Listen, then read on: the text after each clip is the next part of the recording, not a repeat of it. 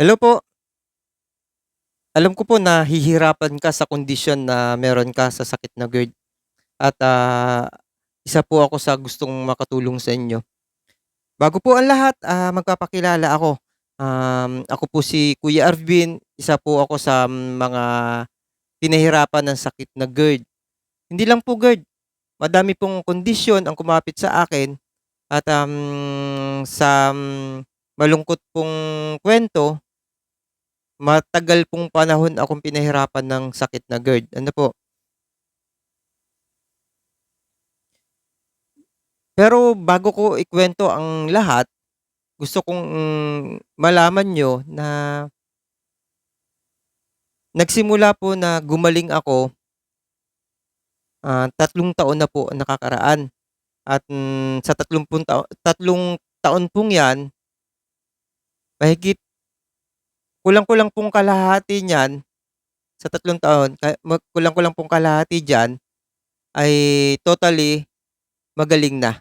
Ano po, hindi lang po ito yung isang beses na gumaling ako sa mahabang panahon na may sakit ako. Gumaling pa rin po ako at, gumaling na rin po ako dati, bumalik lang yung sakit. Sa pagbalik ng sakit na yon mas mahirap ang kondisyon na naranasan ko. Ang lahat pong 'yan ay ikukuwento ko ng mabilisan sa isang vlog na 'to, pero, sa bawat vlog na gagawin ko, iisa-isahin ko yung mga ginawa ko. Ano po, yung mga ginawa kong pamamaraan bago at hanggang sa masasabi ko na magaling na ako at, hinihiling ko din po na mag-comment kayo kung ano yung mga gusto niyong malaman para sa kagalingan ng sakit na GERD at, ano yung mga, kung may gusto kayong malaman kung ano yung mga nararamdaman kapagka may GERD, kung yung kondisyon niyo ay katulad ng naging kondisyon ko dati at ano yung posible na ginawa ko. Ano po, hindi po mabilis magpagaling ng GERD kapag wala kang alam. Hindi po mabilis magpagaling ng GERD kung sa gamot ka lang aasa. Ano, ikukuwento ko po kung bakit. Ano, hindi din po mabilis magpagaling ng GERD kung hindi mo tutulungan ang mismong katawan mo. Ano, 'yan, mga, kaibigan. Muli po, 1990 po ako unang, dinapuan ng sakit na GERD. Ano, um yung kondisyon ko pong 'yan, nung 1990 hindi pa po siya totally na bigyan ng pangalan, ano, na GERD agad siya. Kasi, nung panahong 'yun, hindi pa gaanong kagaling ang mga doktor sa mga probinsya, ano, at, limitado pa rin yung mga kagamitan. Hindi ko malilimutan yung unang gamot na ibinigay sa akin diyan, gamot sa puso. Ano, kasi tayong mga may sakit na GERD sa umpisa, may kakaiba tayo talagang nararamdaman na magiging maihahalin tulad sa sakit sa puso kasi mabigat sa dibdib, ano. At, 'di ba ang procedure na ginagawa sa atin, ini-ECG tayo, ano, 'yan. Hindi siya ano, hindi siya pangit sa ECG pero maya't maya bumabalik ako sa doktor, eh, dinadaing ko sakit ng dibdib. Ano, 'yun kaya nabigyan ako ng gamot para sa sakit sa puso. Kung hindi ako nagkakamali, ako natatandaan ko pa mga 2 years atang mahigit 2 years na iniinom ko 'yun. Ano ngang gamot 'yun? Nalimutan ko na 'yung pangalan ng gamot. 1990 pa kasi 'yun, eh. Tsaka ako no'n, eh, teenager, nasa 15 years old ako no'n. Kasi 47 years old ako ngayon. Matagal na panahon na nawala 'yung GERD. Ano, ilang taon din na nawala 'yung GERD. Akala ko, ano na 'yun, totally na hindi na babalik. Ano, akala ko magaling na talaga. Ano kasi mga kaibigan, viewers ko, ang kabataan malakas ang resistensya. Nagkataon lang na nagkaroon ako ng GERD dahil sa mga hindi ko alam na mali, ginagawa ko, maling pag-abuso ko sa aking katawan at, iniisip ko din nung bata kasi ako, 6 years old ako, nagkaroon ako ng matinding problema sa kalusugan. Nagkaroon ako ng infection sa kidney at, dito sa probinsya namin, nung panahong yon hindi nga gaanong kagandahan pa ng, ah, mga pagamutan. Nadala ko sa Metro Manila, nadala ko sa Quezon City sa Banawe, Children's Hospital.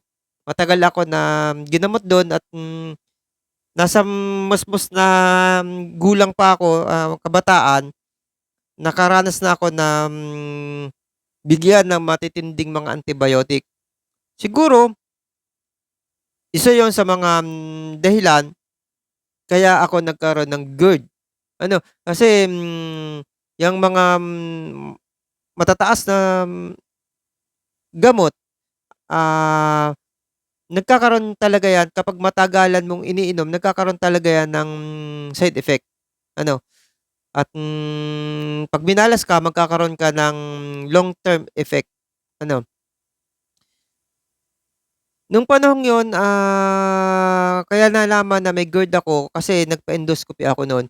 Hindi ko alam kung magkano ang endoscopy nung panahong 'yun, 'di ako magkakamali 1992 ako na-endoscopy.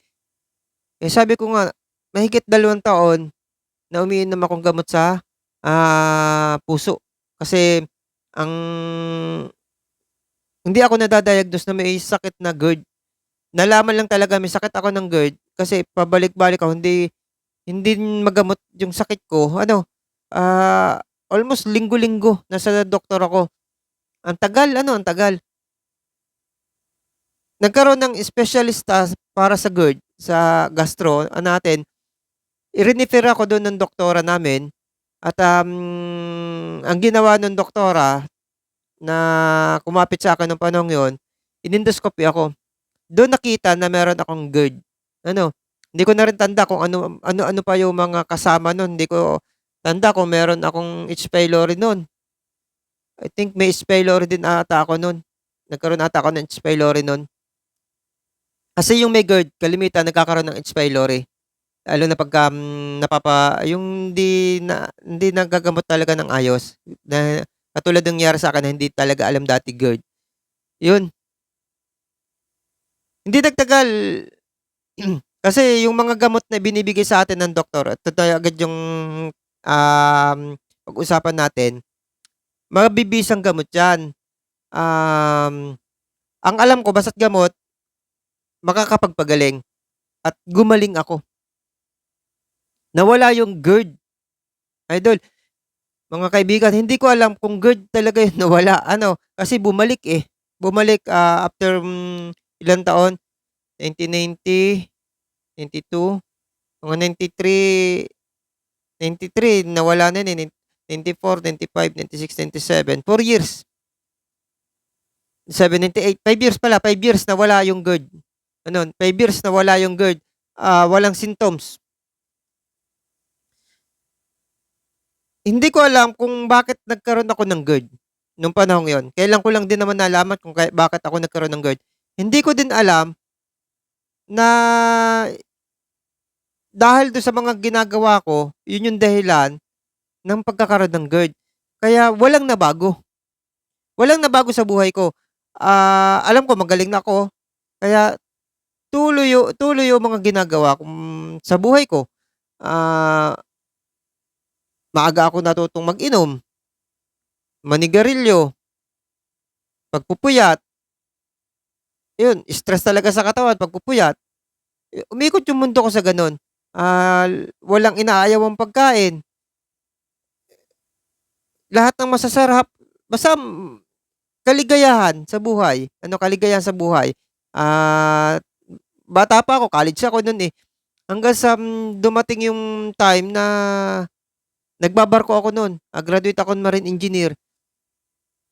Pagbabarko ko no'n, mag-i-international dapat ako kasi nagbabarko ako inter-island. Ano, nakaisip ako na bumaba at sumakay sa international. Dun bumalik yung ano, dun bumalik yung GERD. Ano, siguro stress sa paghahanap ng trabaho kasi nung ko naranasan na ang haba-haba ng mga pilahan, wala akong backer, eh. May mga kasama kong tropa, mga kaibigan ko, kaklase ko na mag-a-apply din, haba ng pilahan, pumipila kami.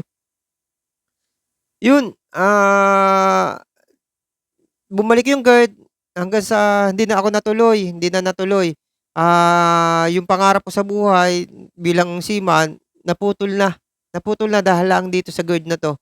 Pero nagpapasalamat pa rin ako dahil kung natuloy itong pagiging seaman ko, ano, siguro iba yung pamilya ko, iba yung buhay ko, pero iba yung pamilya ko. Eh, ngayon masaya ako sa pamilya ko kaya okey lang na hindi natuloy kasi may maganda din naman akong trabaho sa ngayon. Hindi lang gano'n kalaki yung sa kinikita ko ngayon kumpara kung natuloy yung pagiging seaman ko ano, kung nagtuloy-tuloy yun, mas malaki siyempre yung kinikita dun. Pero okey lang kasi naging masaya din naman ako. Yun nga, mga kaibigan, sa pagbalik ng GERD na yun napakahirap. Ah, Lahat ng kondisyon na para kang mamamatay, lahat ng parte ng katawan mo um, parang apektado. Sa mabilisang salita, may mga naging komplikasyon. Nagkaroon ako ng anxiety, nagkaroon ako ng depression nung bandang huli, nagkaroon din ako ng, sinusitis, nagkaroon ako ng vertigo. Ang mahirap dito sa anxiety yung panic attack. Nagkaroon ako ng panic attack, idol, mga kaibigan. Um, Yun nga, pag-usapan natin sa mga susunod na video. Basta mag-comment lang kayo, magtanong kayo sa akin kung anong gusto niyong, pag-usapan natin ayon sa mga nararanasan niyo at, ano yung mga ginawa ko lalong-lalo na kung papaano ako gumaling. Ano, 'yan. Sa maikling salita, sa maikling paliwanag ano, sa maikling kuwento, napagaling ko yung GERD ko. Ano, hindi dahil sa gamot. Kasi bumalik na naman ako sa time na nagpa-endoscopy ako. Nagpa-endoscopy ako, tuloy-tuloy 'yun mga idol, mga kaibigan. Nagpa-endoscopy ako no'n, tapos, nag-asawa na ako. Ano, hindi na ako natuloy sa barko, nag-asawa na ako, namuhay ako bilang isang pamilya.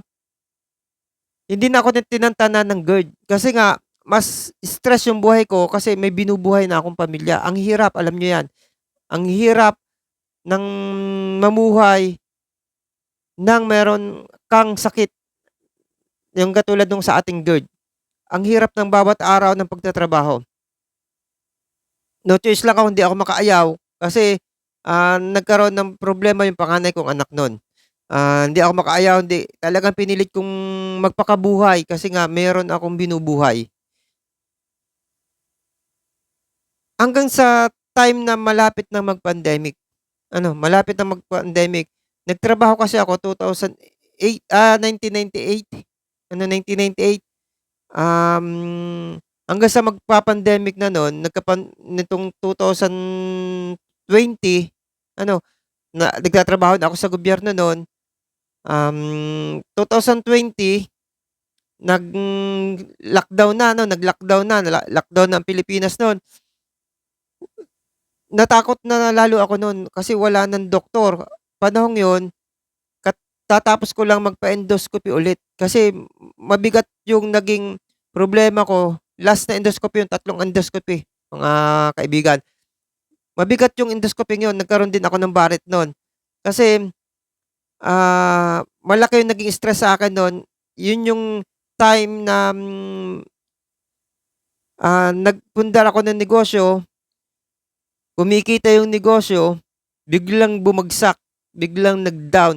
Ang business ko kasi nun, bukod sa pagtatrabaho ko sa gobyerno, nagpundar ako ng negosyo kasi nga, para sa pamilya ko, sa binubuhay ko at nangutang ako sa GSIS, tapos sa isang insurance company na member kaming mga taga law enforcement agency, nasa law enforcement agency ako, eh. Yun, sa halip na paggawa ko ng bahay, ipinasok ko sa negosyo, piggery business. Nagkaroon ako ng 13 inahin, 3 bulugan, nag-training ako ng AI, nagpo-produce ako ng mga similya ng, bulugan through AI. Ang gandang pagkitaan. Masaya ako kasi tama yung negosyo na pinasok ko. Biglang nagkaroon ng ESF. Alam niyo naman yung ESF, um, nauna siya before pandemic, halos magkasabay sila. Do'n nalo moral ako, bumagsak yung, ano ko, kalusugan ko nun. Nagkaroon ako ng matinding GERD, ano, lumala yung GERD ko, nagkaroon ako ng Barrett at, yung anxiety lumala, lumala din yung depression. Kasi nalungkot talaga ako nun, eh. Nagkaroon ako ng matinding depression nun na kung alam ko parang hindi na ako makakabangon, hindi na ako makakabawi. Biglang nagka-pandemic, mas grumabe yung anxiety. Yung anxiety na yun, dito nabuo yung dahilan sa pandemic na ito kung bakit ako gumaling. Ano, gumaling ako, idol, hindi dahil ng gamot. Ano, hindi dahil ng gamot. Dahil nawalan tayo ng, time para lumabas, ano, ng ating bakuran, hindi na tayo makapunta sa doktor. Yung doktor, hindi na natin basta malalapitan kasi busy sila sa pandemic. Yung hospital, puno siya ng pasyente dahil sa pandemic at hindi lahat ng pasyente pwede pumasok. Lalo na yung katulad lang ng karamdaman natin na ER lang tapos lalabas na. Ano, tapos ang isa pa, napakamahal ng pasok sa hospital nung panahong yon. At ang isa pa, takot tayo. Kasi yung pandemic nakakamatay. Takot tayo na kapagka pumunta tayo dun, mahawahan tayo nung mga pasyenteng naandun. Kaya kahit gustong-gusto natin pumunta dun, talagang hindi tayo dadalhin ng pamilya natin. Dahil kapag nahawa tayo, yung buong pamilya natin puwedeng mahawa, puwedeng mamatay. Kaya talagang yung kaba natin nun napakatindi. Gumawa ako ng paraan para mabawasan yung takot. Kasi mamamatay talaga ako sa sakit na meron tayo. Kasi dahil dun sa araw-araw na takot ano, takot sa kondisyon na wala na akong doktor na malalapitan. Yun mga kaibigan, natuto akong manood ng YouTube. Sa social media ko natutunan kung papaano ako gumaling. Tama yung mga ginagawa niyo ngayon. Naghahanap kayo ng paraan na kayo ay gagaling sa pamamagitan ng bawat kwento ng bawat vlogger. Ganyan kasi yung naging stepping stone ko papaano ako gumaling. Kasi kaya ka naandito, kasi hindi ka gumagaling sa mga gamot na iniinom mo, sa mga gamot na ibinibigay ng doktor. Kaya ka naandito, eh, kaya ka nakikinig, kaya ka naghahanap ng mga vlog na puwedeng pagkuhanan mo ng idea at magaya mo para gumaling ka. Ano, ang ang pangunahing gusto kong ipahiwatig, gusto kong i-share sa inyo, ang gamot na binibigay sa atin ng doktor natin, sabi ko sa inyo gumaling ako dati nun, kasi nawala yung sintomas. Ang gamot na iniinom natin, ang pinagagaling niyan sintomas kasi 'pag wala ka ng sintomas, ang iisipin mo wala ka ng GERD, wala ka ng sakit sa GERD. Kaya bumalik yung aking sakit ay dahil bumalik yung sintomas. Ano, kasi nandun pa yung GERD. Anytime na makahanap ng trigger yung ating sakit, lalabas ulit yung sintomas. Ano, ang dahilan ng pagkakaroon natin ng sakit ay dahil minsan sa katakawan natin. Ano, kukuwento ko 'yan sa bawat vlog na gagawin ko. Kasi nga, ang dahilan ay yung ating, um, lifestyle. Lifestyle po talagang totoo kung bakit tayo nagkasakit. Kasi nung inayos ko yung lifestyle, gumaling ako. Ano lang yung pamamaraan, ang ating pong pagkain po ng tamang protina, ano, na tamang nutrition po. Ano po, ang nutrition po kasi may magandang protina.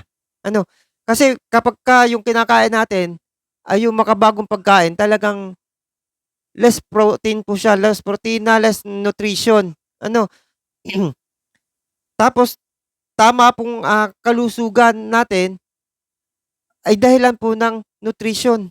Ano, kapag mahina yung kalusugan natin, madali tayong magkasakit. Ngayon, bakit papaano natin palalakasin ang ating kalusugan? Pakainin natin ng tamang nutrition. Ano, yung may protein, yung vitamins, zinc, magnesium, kung ano-ano. Ano, ah, nasisira ito kasi dahil dun sa blood flow. Ano, blood flow po ang dahilan kung bakit nasisira. Kasi yung blood flow po, yan po ay pumupunta sa bawat, parte ng katawan natin. Ano ba, yan po yung may dala ng mga kailangan ng katawan natin, yung blood flow. Ano po, kasama na yung oxygen. Yung oxygen natin ngayon, alam naman natin ngayon na hindi na halos maganda yung oxygen. Carbon dioxide na halos ang ating nai-inhale. Ngayon mga kaibigan, yung pagkain natin ay may mga preservative, may mga chemical. Yan po yung nakasira. Tapos palagi pa tayong puyat, hindi na tayo naaarawan, hindi na tayo napapawisan. Puro basura na laman ng ating katawan. Ano po, kalusugan ang kahahantungan natin. Ano po, talagang magkakasakit tayo. Kaya po sabi ko sa inyo, ang tamang gamot po, ano, na natuklasan ko, tama pong nutrition. Ano, at itong kuwento nating ito, about sa nutrition, dudugtungan ko po ito sa mga susunod na vlog. At, willing din po ako na sumagot sa mga comment niyo. Ano po, gagawan ko po ng vlog yung mga comment na gagawin niyo at, para malinawan kayo. Ano, medyo mahaba po talaga itong magiging kuwentuhan natin. Ano, mahaba po at marami pong pagkukuwentuhan natin para po sa paggaling natin. Hindi po magic ang pagpapagaling, hindi din po madaling ikuwento kung papaano gumaling. Kasi mahirap po, ano, medyo matagal din po ang pagpapagaling. Ano, hindi yan katulad ng iniisip na natin na kapag uminom tayo ng isang gamot, may mararamdaman na agad tayong pagbabago. Hindi po gano'n. Ano, hindi po gano'n ang pagpapagaling. Pero marami po ang puwedeng gumaling ng mas mabilis kumpara sa naranasan ko, mahigit pong 30 years. Kasi wala po akong alam. Kung nalaman ko agad itong panahon na ganito pala ang pagpapagaling, ginawa ko na dati, sana hindi humaba ng gano'n kahaba. At sana po, nakatulong ako sa videong ito at, asahan niyo marami pang video ang gagawin ko para, matulungan ko kayong lahat. Hangad ko po ang makatulong sa inyo kasi napakahirap po ang may sakit ng lalong-lalo na po ang depression. Ano, lalo na ang depression kasi yung sakit na GERD po, umaabot po yan sa pagkakaroon ng depression. Bye-bye po at God bless you. Ingat po tayong lagi. Kita-kita po tayo sa mga susunod na vlog.